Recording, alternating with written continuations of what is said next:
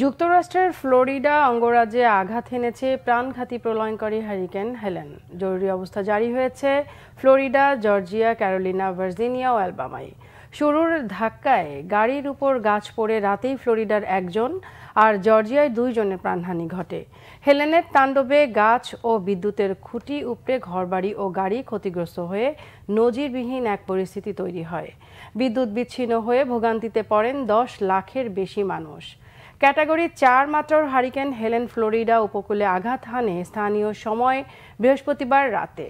165 বছরের মধ্যে এই প্রথম এত শক্তিশালী কোনো হারিকেন ফ্লোরিডার বিগ বেন অঞ্চলে আঘাত হানল। ন্যাশনাল হারিকেন সেন্টার জানিয়েছে, হারিকেনটি উপকূলে আঘাত হানার সময় বাতাসের গতিবেগ ছিল ঘন্টায় 225 কিলোমিটার।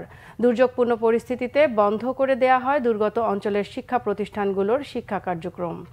বিমান চলাচল স্থবির হয়ে পড়ায় বিমানবন্দরে আটকা পড়েন যাত্রীরা।